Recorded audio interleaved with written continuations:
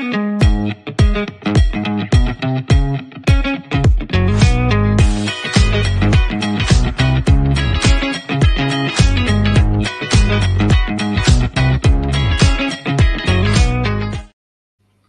evening to everybody. Simon here tonight, bringing Alan in from HammyEnd very shortly to talk about the Fulham game on Saturday. But I'm guessing that a lot of you want to talk about last night as well, so we'll talk a little bit about that too. Get your thoughts, get your comments in about last night. Tell us what you think. Evening, Sandeep. Difficult pill to swallow last night. Very difficult game. We were hoping we'd break that losing run, but unfortunately it wasn't to be. And the second half was a bit of disappointment, having had the chances in the first half. And for me, had we taken one of those chances in the first half, it probably would have been a different game. But them getting in level at half time, it allowed them to regroup, fix some of the wrongs of the first half. And again, unfortunately, we succumbed to some poor defending and some pretty disappointing goals. So tell me what you think about last night. Also tell me what you think about the game to come on Saturday against Fulham. Gav saying we need a striker. Gav, we probably need a bit more than just a striker at the minute. Relying on Vardy to get us all the goals is a difficult one. Dave saying Vestergaard's so slow for the first goal. Yeah, there was a couple of times last night, Dave, where he looked like he was treading through quicksand, trying to keep up with some of the pace of the Palace forwards. It's a bit of one. Let me bring Alan in from HammyEnd. Good evening, Alan. How are you? I'm all right, thank you. How are you? Yeah, I'm okay, thank you, mate. It's good of you to join us tonight. Did you catch much of anything about the Leicester game last night against Palace? Did you have a look? I watched some highlights earlier on today, actually, and I thought first half you were a bit unlucky. But that's the main difference really between the Premier League and somewhere like the Championship. Is the Premier League team, an established Premier League team at the moment, only sort of needs one chance, two chances, ride their luck a bit, and they can change the game on their head. And unfortunately, you was on the wrong side of that last night. Yeah, absolutely. And conversely, we had some cracking chances, especially Vardy in the first half. And when you don't take those in the Premier League, as you said, Alan, you get punished. And I think that was a symptom of last night, unfortunately. There's lots of people coming in, having their say, obviously, after last night. Gary Wright saying we need a new team who wants to play for this club. Embarrassing. Yeah, it's difficult to see who's going to want to turn up in this window of any great note, given the situation we're in. I had a brief listen to TalkSport earlier, and they were kind of putting us with Southampton as relegation likelihood, and suggesting Ipswich might be the one of the three that will get themselves out of it. But it remains to be seen. Alan, tell us a little bit about Fulham and their form of late, mate. Well, we actually lost the other night ourselves to West Ham, 3-2. Didn't do ourselves any favours. I think we gifted them all 3 goals. But other than that, we were undefeated in 9. We beat Chelsea at Stamford Bridge, which is a particular highlight which I do enjoy. We drew at Anfield. We've drawn home to Arsenal. We've drawn at Tottenham. So we're doing all right.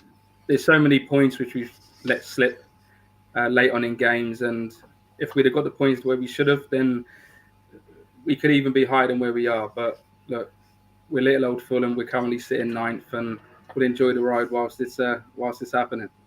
Well, I mean, you say you're little old Fulham, but your Premier League status and performances for years have been outstanding. You know, I mean, how do you feel the club's run these days at Fulham? It's a lot better than it was previously under the Khans. If I'm being honest, at the start they were just trying to find their feet, and we had back-to-back relegations, I think 3 times on the trot.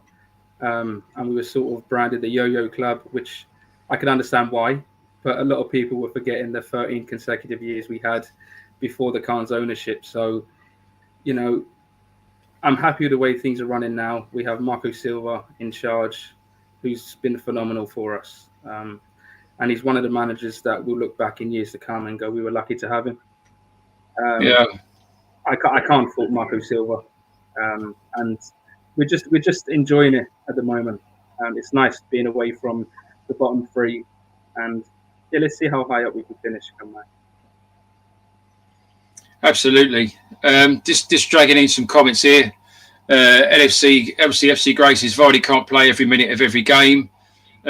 Absolutely agree. And Alan, we've heavily relied on Jamie Vardy this season to provide us an attacking spark up front. What's your thoughts on Jamie Vardy as an entity at 37 in the Premier League? He's invaluable. He's a phenomenal player. His rise is like none other. And he's been a great servant to Leicester for someone from the outside looking in. I think most clubs would love to have a player as loyal, as good as Jamie Vardy is. At 37, he's obviously not the Vardy of old, but maybe for you probably need another striker. But I think most teams in the Premier League need a striker. I think that's the hardest position on the pitch, especially in the Premier League to try and fill. We're quite fortunate we have two which we can rotate that seem to do all right. But you're not too far off safety. So there's hope for you yet, and I firmly believe come May you'll be one of the teams that survive. Well, I hope you're right. I mean, slightly perversely, despite the fact we've lost 6 games on the bounce, a win against you at the weekend with other results going in our favour could see us out of the bottom 3, and I think that says something about the Premier League this season, especially at the bottom. There's not a lot of teams at in those bottom 6 or 7 that are really picking up a lot of momentum or points, and it's tight.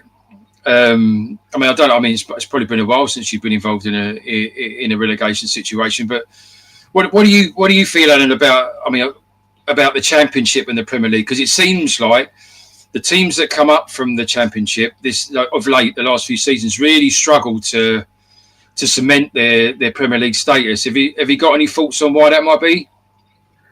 I just think the money in the game is just taking its toll, and I think it's even harder for teams in the Championship to close that gap.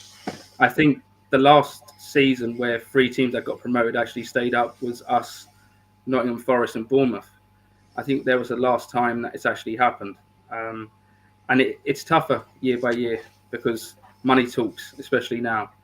And it's not nice being someone, even as a neutral, seeing all 3 teams coming up and then struggling and probably going down again.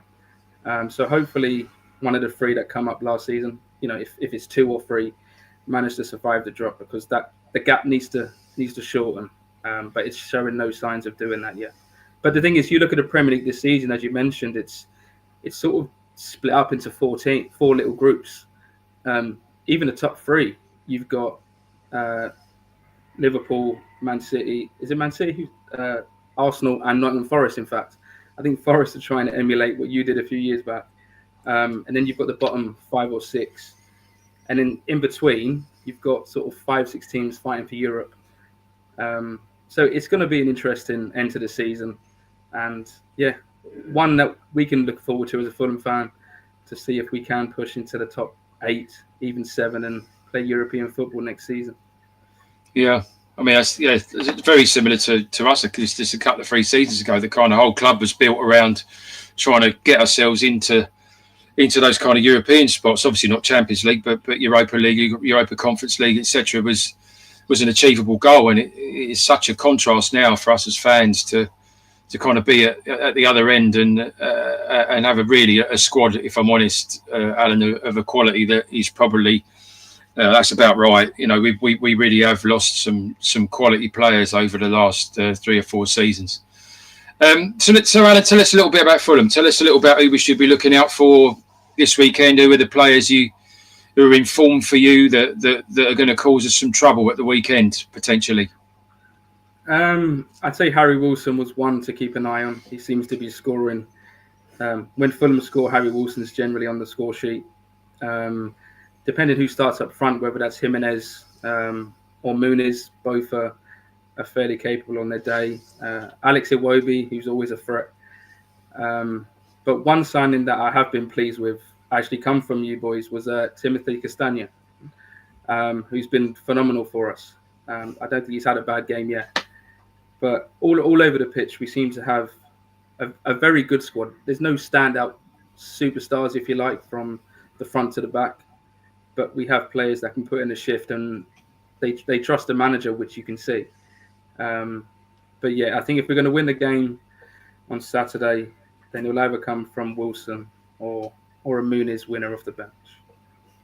But that's being very hopeful. I'm not so sure it is, mate. If I'm honest, after last night, let's just get a few comments in from people that are watching tonight. So GPM Moore's saying the team we have is not good enough for the Prem at the moment. Let's just hope we can buy. Yeah, and again, this window for us. I mean, we signed one right back yesterday for £3 million from Parma, which looks like a bit of a gamble. He's obviously a bit of a talent in the Italian league. He got promoted with Parma into Serie A, but it's not a headline signing, if we're being honest, and that's the only business we've done. Who else have we got here? We got Dawn, who's saying need to get players in that are Premier League ready for a chance of staying up. And I think Dawn, you're right. I think that's key. And I was very much hoping that this window would have been as much about loan players as much as anything, bringing in some loans that were Premier League ready, that maybe weren't getting a lot of game time at other clubs, that we could have brought in just to kind of bolster that Premier League experience and standard of the team. But unfortunately, as the days and weeks of January roll by, it looks less and less likely. Andy, evening to you, mate. He's saying Fulham are going to absolutely smash us. Andy, it's difficult to think of anything else at the minute after last night, because it was real. It was such a bitter pill to take. Scott's saying how's Castagna? Well, I think Alan's just alluded to that, because he sounds like he's having a great time down at Fulham, and for us, he, like you, Alan, he was always a reliable player and energetic up and down the side of the pitch there, and was often involved in as many attacking situations as defensive, and high energy and good quality player. So I can't say I'm surprised at all that you're impressed with him since he's been there. So let's talk a little bit more about Fulham and what we're likely to see at the weekend. I'm told that your manager likes to rotate your team quite a bit and bring players in and out. Are we likely to see a change in the team this weekend to the one that played last time out? I hope so, because I don't want Smith Rowe in the starting 11, that's for sure. He seemed to start it off quite well, but over the Christmas period we went 5 at the back, and then recently, I think that was to sort of make up for injuries we had, but the other night we went back to the usual 4-2-3-1, and we dominated the game, most of it. I think we had 80% possession, but again, conceded 3 silly goals. I don't think you'll see many surprises. We like to press high, we like to keep the ball, and I think it will all depend on how you approach the game. I think if you're going to sit and try and contain and hit us on the counter, I think that's probably your best chance of winning, because we struggle to break teams down. We seem to do well against teams that try to be expressive, try to play on the front foot, and we're at our best when we're playing on that transition from defence to attack relatively quickly. But yeah, I think what you've seen from us so far this season, you'll probably see again on Saturday, but we do have a very good record in breaking runs. So that's one positive for you going into Saturday. yeah, but conversely, I was checking our recent matchups, and it's been a little while since we played you, but I think you won 4 of the last 5 when I checked the stats earlier on this evening. So actually, of late, you've had the lion's share of the points against us. So that doesn't bode very well, unless the opposite's the case, and actually we're going to break that spell on Saturday. But I mean, last night certainly wouldn't allude to that. Jordan, even to you, you're saying Rudkin needs to go. If he gets any slower, he will stop. Well, Alan, that refers to John Rudkin, who's the director of football at Leicester and largely responsible for player comings and goings. Coming for quite a lot of criticism over the especially over the last few months in terms of what we've recruited. But obviously, a chunk of that. And a chunk of, I'm not making excuses for John Rudkin, everybody, so please don't think I am. But a chunk of that is to do with PSR. What's the situation with PSR at Fulham, Alan? Have you ever got in the situation that we have on more than one occasion lately and nearly fallen foul of a points deduction? Not as of yet. Touch wood. We seem to be managing our finances quite well. And that's probably one of the good things about Fulham, which over the last sort of 20, 30 years, we've never really got ourselves in worrying debt ever since we were taken over back in the late 90s. And then Shahid Khan took us over. But when Shahid Khan actually bought the club, we were debt-free anyway. So the finances seem to be working fairly well. We are still trying to finish off our stadium, which is almost there, but not quite finished. But yeah, touch wood, we're not really sniffing around the possible points deduction yet, and hopefully that stays.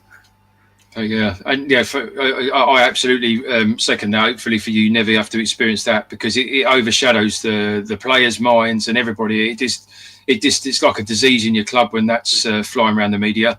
Here's one for you, mate. Jordan's asking, what did you think of Bobby D. Cordova-Reid when he was at Fulham? Obviously, he's at Leicester now, so be interested to get your thoughts on him. He was brilliant for us. He stuck with us for a fair few years. The best way to describe Bobby Reid would be he's a perfect squad player. He was brilliant for us, no matter where you put him, right back, centre midfield, right wing, left wing, up front. No matter where you put him, he did a job. But I think after 2 years in the Premier League and we look to be fairly stable, if we do want to take that next step, I think players like Bobby Reid, it was time for him to move on and get first-team football quite regularly. I see him, he did quite well from what I saw at the start, but recently I think he's been on the bench a fair bit. I could be wrong with that. But no, you're spot on, mate. He's spent most of the season on the bench. He has come on for some kind of 15, 20-minute cameos at the end of games. He has started a couple as well, here and there. I mean, in the early phases of Steve Cooper, when he first started, we started playing Premier League games at the start of the season. I think Cooper was trying to figure out his first 11, and he kind of came in and out at that period. But since then, he seems to have settled onto the bench. He's had a couple of cameos from the bench, which have been productive. Equally, he's also had a couple of cup games which were pretty abjectly anonymous. I mean, he's that little bit older now as well, and I guess. No, it is what it is, but yeah, I agree. I think we're seeing him the same way, that he's an impact stroke squad player who's a good utility player in a few positions and can fill the breach if we need someone to do that. So Jordan's just backing out, saying he thinks that Cordova-Reid should be played more, and I think that's a debate. In terms of. We've got a selection of players that obviously come up from the Championship that at least a chunk of them were newly signed the summer that we got relegated. There's a fair few of them that don't have a mass of Premier League experience, like Steffi Mavididi down the left, who's obviously come in from the French leagues and he's kind of cutting his teeth in the Premier League this season. But there's an argument there for giving Cordova-Reid and Casey McAteer, who's been in and out of the side a go as well. Because at the minute we seem to be struggling to find some form. What's your thoughts on this? Just on Leicester in general, do you follow other teams much in terms of their fortunes, how they're playing, and what have you? Do you think, Alan, we've got a realistic, rational chance of staying up, or do you think it looks like we're gonna be fighting to get out of that bottom three? It's going to be a tough end to the season for Leicester, and I think that could be the same for the bottom five teams, to be honest. The only good thing that I can see looking at Leicester is your bad run of form's happening now. And I think you'd rather it happen now than 3 months down the line when it's sort of crunch time, 5-6 games to go. So you do have time on your side, which is a plus point. But I think Ipswich are playing tonight, aren't they? So hopefully they don't pick up any points for your sake. But look, you've just got to believe you can do it, and it's going to be hard to call. There'll be many ups and downs, but I think the fact you're having your run of form now, there's going to be light at the end of the tunnel, and hopefully you can turn things around pretty quickly after Saturday. Of course, after Saturday, mate. Let's just talk about player acquisition a little bit, because we just alluded to the fact that you've managed to keep yourselves well clear of any PSR breach, and it's quite clear that you feel like your club's really well run.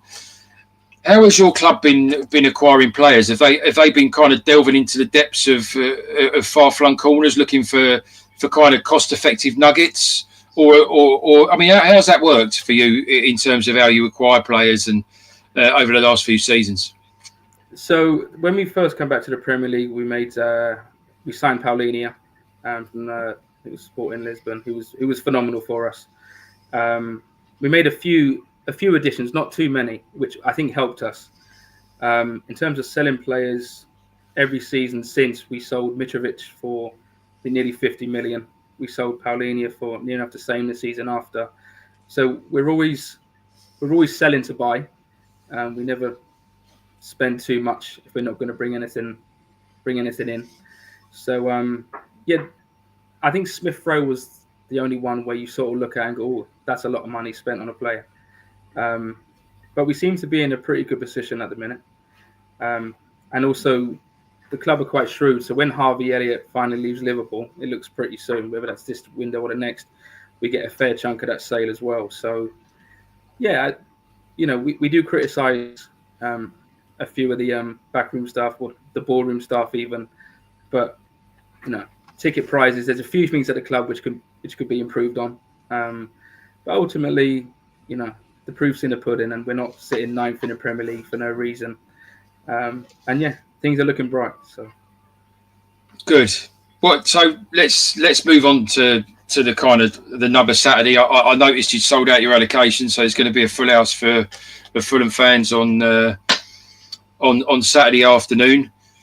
Let's not just from you, but from everybody watching. Let's have a score prediction. Then I'm wincing now as I say this. Let's have a score prediction, Alan, for the weekend. So I've been to the King Power Stadium twice. I've seen us lose and I've seen us draw. I'm travelling up Saturday with my son and my daughter. My daughter's only been to one away game, and that was at Stamford Bridge on Boxing Day. So we're hoping to make it 2 out of 2 for her, but I'm going to go for a 2-1 win. But it could also be a 3-1 home win, a 3-1 Leicester win. It completely depends on how we turn out. Are you a little bit hit or miss then? Is that what you're suggesting, that when you're on your day you're difficult to overcome, but if you have an off one we might get a chance?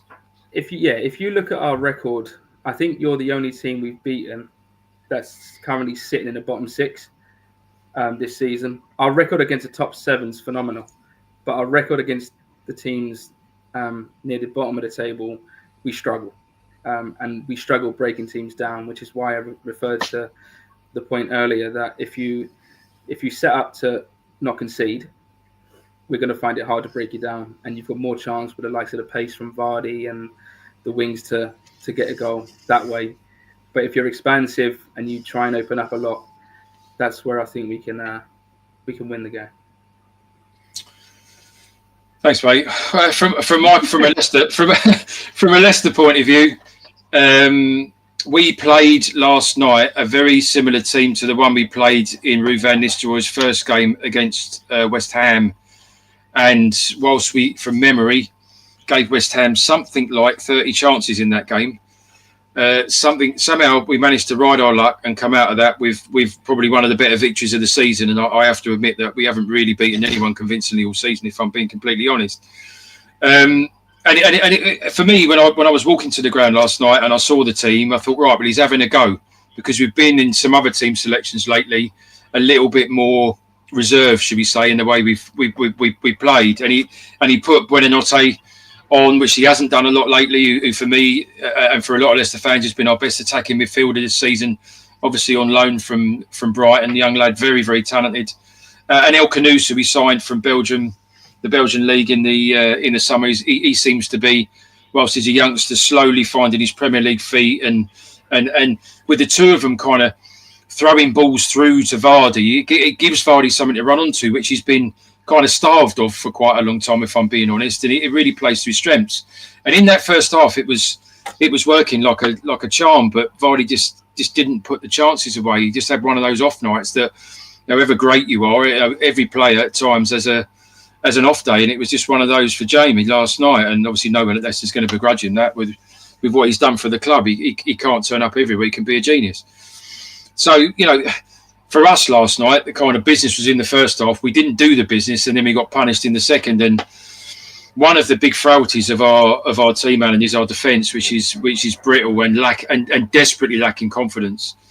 The other problem is that our goalkeeper, Mads Hermansen, who's been absolutely outstanding this season, has now been injured for the best part of a month, and he was keeping us in games, especially against teams like Arsenal at the Emirates, for example, where he made something like 30, 35 saves in one game of football. It was just incredible. But of course, we lost him at the minute, so that's a bit of a dent. So I'll be honest with you, mate, we're not going to keep you out, I don't think. I think you've got too much talent in a forward-moving way for us to stop you. So, again, for me, it's a heart and head game. My heart is saying that Leicester will win 2-1. My head is telling me that we will come out with an honourable score draw.